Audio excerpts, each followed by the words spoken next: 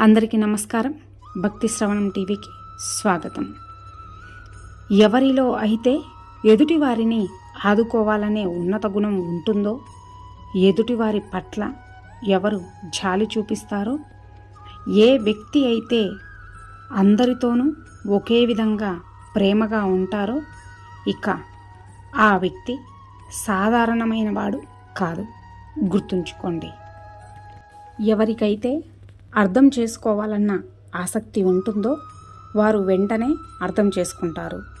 ఇక ఎవరైతే అర్థం చేసుకోవాలన్న ఆసక్తి కూడా ఉండదో వాళ్ళు 1,00,000 సార్లు చెప్పినా కూడా అర్థం చేసుకోరు. అంతే. ఎక్కువగా ఆలోచించకండి. సరి అయిన నిర్ణయాన్ని తీసుకోండి.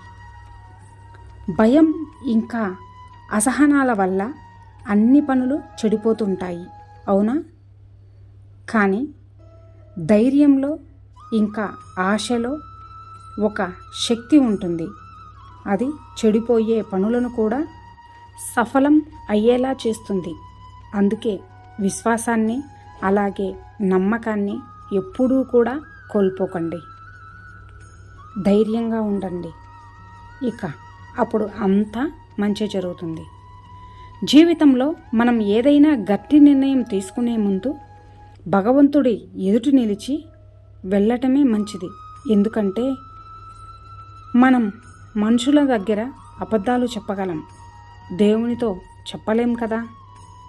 ఒకవేళ దేవుణ్ణి సూటిగా చూడగలిగితే ఇక అప్పుడు దాని అర్థం మన మనసులో ఏ తప్పు లేదు అని. ఇక అలాంటి దశలో మనం ఏం చెయ్యాలి అనుకుంటామో దాన్ని నిస్సందేహంగా చేయవచ్చు. అర్థమైందనుకుంటా. ఒక్కసారి తప్పు చేస్తే భగవంతుడు తప్పకుండా క్షమిస్తాడు. కానీ మనిషి మళ్ళీ మళ్ళీ తప్పులు చేస్తూ ఉంటే అతడు క్షమకి అర్హుడు కాడు. గుర్తుంచుకోండి. మన జీవితం సుఖమయం అవ్వాలి అంటే అందుకోసం మన మనసు ఖాళీగా ఉండాలి. ఎలా అంటే ఒక పిల్లన గ్రోవిలాగా. లోపల ఏ రాగం కానీ ద్వేషం కానీ ఏదీ ఉండదు. అందుకే గాలి ఊదగానే స్వరం బయటకు వస్తుంది. ఇక ఆ ప్రకారంగానే మనసుని భావనల నుండి దూరంగా ఉంచడం చాలా అవసరం. గుర్తుంచుకోండి. మనసులో భారాన్ని పెట్టుకొని జీవిస్తే మీరు మనశ్శాంతిగా ఎప్పటికీ జీవించలేరు. జీవితంలో మనం ఎటువంటి పరిస్థితినైనా అలాగే ఎలాంటి అవస్థనైనా సరే పరిష్కరించడం, ఎదుర్కోవటం నేర్చుకోండి.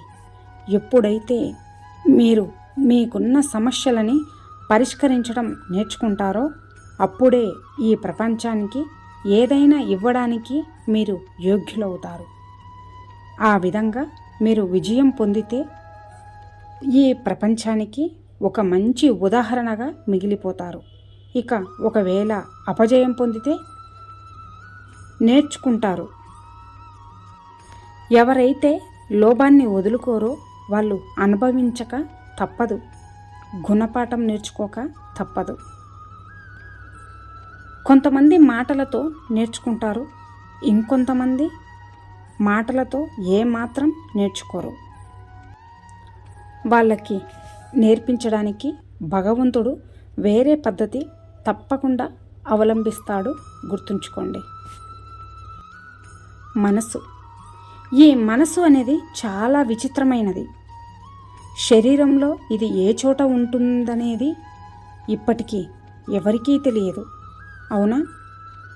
కానీ సంపూర్ణ శరీరం ఈ మనసు కోరికలను పూర్తి చేయటానికి తన ప్రయత్నాలు తాను చేస్తూ ఉంటుంది.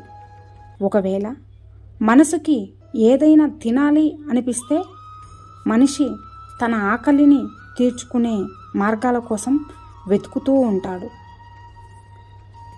ఒకవేళ మనసు ఎవరినైనా శత్రువుగా భావిస్తే ఆ మనిషి తన శత్రువుని నాశనం చేయటానికి అన్ని విధాలుగా ప్రయత్నిస్తాడు. ఒకవేళ మనసు ఎవరినైనా ప్రేమిస్తే వాళ్ళ సంతోషం కోసం ఎంత దూరం వెళ్ళడానికైనా సిద్ధపడతాడు. అవునా? అసలు జీవితానికి ఆధారమే ప్రేమ. ఏ విధంగా అయితే మన మనస్సు ఈ శరీరానికి ఆధారంగా ఉంటుందో కర్మలన్నీ మనసుతోనే ఆరంభమవుతాయి, శరీరంతో క్రియాత్మకంగా మారుతాయి. అదేవిధంగా సర్వశక్తులకి ఆధారం ఈ ప్రేమే అవుతుంది. ప్రేమ అనేది అందరిలోనూ పుడుతుంది. కానీ ప్రేమ శక్తి ప్రాప్తించేది మాత్రం కేవలం వారికి మాత్రమే. ఎవరైతే ఎలాంటి భయానికి లోను కాకుండా ప్రేమని గెలుచుకునే సాహసం చేస్తారో కేవలం వారికి మాత్రమే దక్కుతుంది. ఇక ఆ ప్రేమలో అబద్ధానికి ఎలాంటి స్థానమూ లేదు. ఎక్కడైతే అబద్ధాలు చెప్పవలసి వస్తుందో ఇక అక్కడ ప్రేమకు ఎటువంటి స్థానమూ లేదు. అర్థమైందనుకుంటా. జనం గురించి ఆలోచిస్తూ బంధుత్వాలు పోతాయేమో అనే భయంతో, స్నేహాలు కోల్పోతాయేమో అన్న భయంతో అందరి గురించి ఆలోచిస్తూ చివరికి మీరు మిమ్మల్ని, అలాగే మీరు మీ యోచనల్ని పోగొట్టుకుంటారు. ఈ విధంగా అందరి గురించి ఆలోచిస్తూ మిమ్మల్ని మీరే పోగొట్టుకుంటారు. మీ తెలివిని పోగొట్టుకుంటారు. అలాగే మీ గమ్యాన్ని, మీ లక్ష్యాన్ని కూడా పోగొట్టుకుంటారు.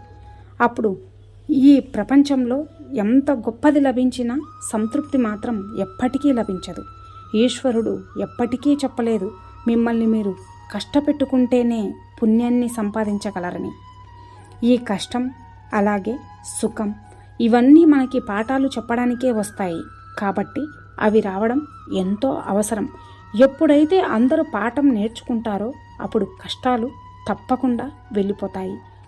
ఇక అందరి జీవితాలు సంతోషమయమవుతాయి. కాబట్టి అందరూ ప్రేమతో ధ్యానించండి. రాధాకృష్ణ. ఇన్ని మంచి సూక్తులలో మీకు ఏ సూక్తి నచ్చినదో కింద కామెంట్ చేయండి. అలాగే ఈ వీడియో కనుక మీకు నచ్చినట్లయితే ఈ వీడియోకి ఒక లైక్ చేసి ఇలాంటి మరిన్ని వీడియోస్ కోసం మన ఛానల్ని సబ్స్క్రైబ్ చేసుకోండి. ధన్యవాదాలు.